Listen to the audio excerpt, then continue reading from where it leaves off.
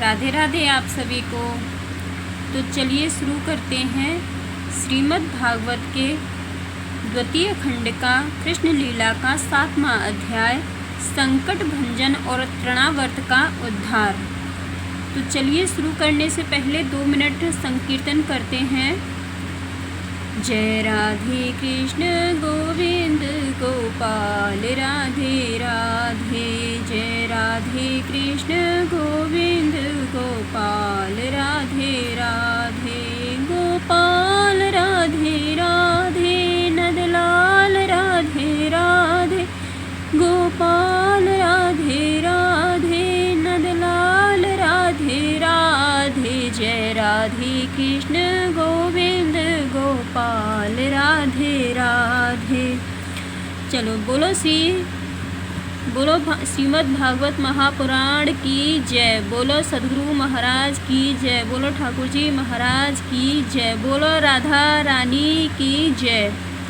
राजा परीक्षित ने पूछा, प्रभु सर्वशक्तिमान भगवान श्री हरि अनेक अवतार धारण करके बहुत सी सुंदर एवं सुनने में मधुर लीलाएं करते हैं। वे सभी मेरे हृदय को बहुत प्रिय लगती हैं। उनके श्रवण मात्र से भगवत संबंधी कथा से अरुचि और विविध विषयों की तृष्णा भाग जाती है।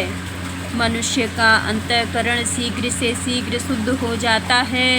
भगवान के चरणों में भक्ति और उनके भक्तजनों से प्रेम भी प्राप्त हो जाता है। यदि आप मुझे उनके श्रवण का अधिकारी समझते हो तो भगवान की उन्हीं मनोहर लीलाओं का वर्णन कीजिए। भगवान श्री कृष्ण ने मनुष्य लोक में प्रकट होकर मनुष्य जाति के स्वभाव का अनुसरण करते हुए जो बाल लीलाएं की हैं, अवश्य ही वे अत्यंत अद्भुत हैं। इसीलिए आप अब उनकी दूसरी बाल लीलाओं का भी वर्णन कीजिए। श्री सुखदेव जी कहते हैं, परीक्षित, एक बार भगवान श्री कृष्ण के करवट बदलने का अभिषेक उत्सव मनाया जा रहा था। उसी दिन उनका जन्म नक्षत्र भी था। घर में बहुत सी स्त्रियों की भीड़ लगी हुई थी। गाना बजाना हो रहा था। उन्हीं स्त्रियों के बीच में खड़ी हुई सती साध्वी यशोदा जी ने अपने पुत्र का अभिषेक किया। उस समय ब्राह्मण लोग मंत्र पढ़कर आशीर्वाद दे रहे थे। नंदरानी यशोदा जी ने ब्राह्मणों का खूब पूजन सम्मान किया। उन्हें अन्न, वस्त्र, माला, गाय आदि मुँह मांगी वस्तुएं दी। जब यशोदा ने उन ब्राह्मणों द्वारा स्वस्ति वाचन कराकर स्वयं बालक के नहलाने आदि का कार्य संपन्न कर लिया, तब यह देखकर कि मेरे लल्ला के नेत्रों में नींद आ रही है, अपने पुत्र को धीरे से सैया पर सुला दिया। थोड़ी देर में श्याम सुंदर की आंखें खुली तो वे स्तनपान करने के लिए रोने लगे। उस समय मनस्विनी यशोदा जी उत्सव में आए हुए ब्रजवासियों के स्वागत सत्कार में बहुत ही तन्मय हो रही थी। इसीलिए उन्हें श्री कृष्ण का रोना सुनाई नहीं पड़ा। तब श्री कृष्ण रोते रोते अपने पांव उछालने लगे।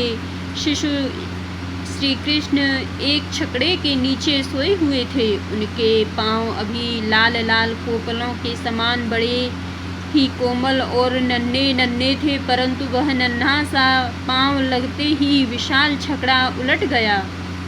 उस छकड़े पर दूध, दही आदि अनेक रसों से भरी हुई मटकियाँ और दूसरे बर्तन रखे हुए थे। वे सब के सब फूट फाट गए और छकड़े के पहिए तथा धुरे अस्त व्यस्त हो गए। उसका जुआ फट गया। करवट बदलने के उत्सव में जितनी भी स्त्रियां आई हुई थी वे सब और यशोदा, रोहिणी, नंद बाबा और गोपगण इस विचित्र घटना को देखकर व्याकुल हो गए। वे आपस में कहने लगे, अरे यह क्या हो रहा है? यह छकड़ा अपने आप कैसे उलट गया? वे इसका कोई कारण निश्चित न कर सके। वहाँ खेलते हुए बालकों ने गोपों और गोपियों से कहा कि इस कृष्ण ने तो कृष्ण ने ही तो रोते रोते अपने पांव की ठोकर से इसे उलट दिया है, इसमें कोई संदेह नहीं। परंतु गोपों ने उसे बालकों की बात मानकर उस पर विश्वास नहीं किया। ठीक ही है, वे गोप उस बालक के अनंत बल को नहीं जानते थे। यशोदा जी ने समझा यह किसी ग्रह आदि का उत्पात है। उन्होंने अपने रोते हुए लाडले लाल को गोद में लेकर ब्राह्मणों से वेद मंत्रों के द्वारा शांति पाठ कराया और फिर वे उसे स्तन पिलाने लगे।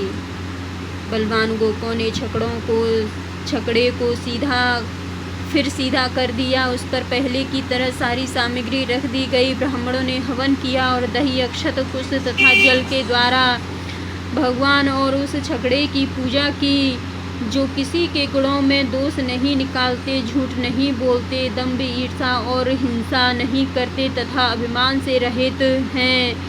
उन सत्यशील ब्राह्मणों का आशीर्वाद कभी विफल नहीं होता। यह सोचकर नंद बाबा ने बालक को गोद में उठा लिया और ब्राह्मणों से शाम रक और यजुर्वेद के मंत्रों द्वारा संस्कृत एवं पवित्र औषधियों से युक्त जल से अभिषेक कराया। उन्होंने बड़ी एकाग्रता से स्वास्थ्यायन पाठ और हवन कराकर ब्राह्मणों को अति उत्तम अन्न का भोजन कराया। इसके बाद नंद बाबा ने अपने पुत्र की उन्नति और अभिवृद्धि की कामना से ब्राह्मणों को सर्वगुण संपन्न बहुत सी गौएं दी। वे गौएं वस्त्र, पुष्पमाला और सोने के हारों से सजी हुई थीं। ब्राह्मणों ने उन्हें आशीर्वाद दिया। यह बात स्पष्ट है कि जो वेद वेता और सदाचारी ब्राह्मण होते हैं, उनका आशीर्वाद कभी निष्फल नहीं होता। एक दिन की बात है, सती यशोदा जी अपने प्यारे लल्ला को गोद में लेकर दुलार कर रही थीं। सहसा श्री कृष्ण चट्टान के समान भारी बन गए। वे उनका भार न सह सकी। उन्होंने भार से पीड़ित होकर श्री कृष्ण को पृथ्वी पर बैठा दिया। इस नई घटना से वे अत्यंत चकित हो रही थीं। इसके बाद उन्होंने भगवान पुरुषोत्तम का स्मरण किया और घर के काम में लग गईं। तृणावर्त नाम का एक दैत्य था। वह कंस का निजी सेवक था। कंस की प्रेरणा से ही बवंडर के रूप में वह गोकुल में आया और बैठे हुए बालक श्री कृष्ण को उठाकर आकाश में ले गया। उसने ब्रजरज से सारे गोकुल को ढक दिया और लोगों की देखने की शक्ति हर ली। उसके अत्यंत भयंकर शब्द से दसों दिशाएं कांप उठी। सारा ब्रज 2 घड़ी तक रज और तम से ढका रहा। यशोदा जी ने अपने पुत्र को जहाँ बैठा दिया था वहाँ जाकर देखा तो श्री कृष्ण वहाँ नहीं थे।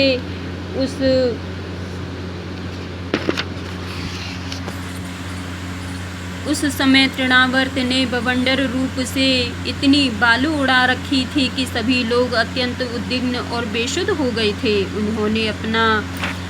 उन्हें अपना पराया कुछ भी नहीं सूझ रहा था। उस जोर की आंधी और धूल की वर्षा में अपने पुत्र का पता न पाकर यशोदा को बड़ा शोक हुआ। वे अपने पुत्र की याद करके बहुत ही दीन हो गईं और बछड़े के मर जाने पर गाय की जो दशा हो जाती है वही दशा उनकी हो गई। वे पृथ्वी पर गिर पड़ी।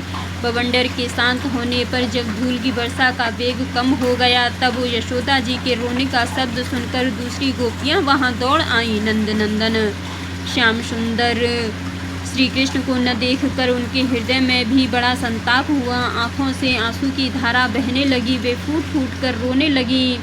इधर तृणावर्त बवंडर रूप से जब भगवान श्री कृष्ण को आकाश में उठा ले गया तब उनके भारी बोझ को न संभाल सकने के कारण उनका वेग शांत हो गया। वह अधिक चल न सका।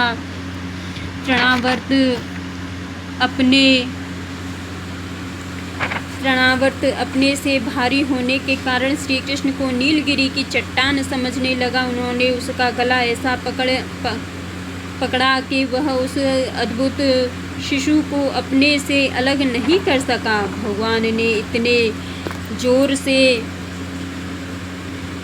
उसका गला पकड़ रखा था कि वह असुर निश्चेष्ट हो गया। उसकी आंखें बाहर निकल आईं, बोलती बंद हो गई, प्राण पखेरु उड़ गए और बालक श्री कृष्ण के साथ वह ब्रज में गिर पड़ा। श्री कृष्ण के साथ वह ब्रज में गिर पड़ा। वहाँ जो स्त्रियां इकट्ठी होकर रो रही थी, उन्होंने देखा कि वह विकराल आकाश से एक चट्टान पर गिर पड़ा और उसका विकराल दैत्य आकाश से एक चट्टान पर गिर पड़ा और उसका एक एक अंग चकनाचूर हो गया। ठीक वैसे ही जैसे भगवान श्री कृष्ण के बाणों से आहत हो त्रिपुरासुर गिरकर चूर चूर हो गया था।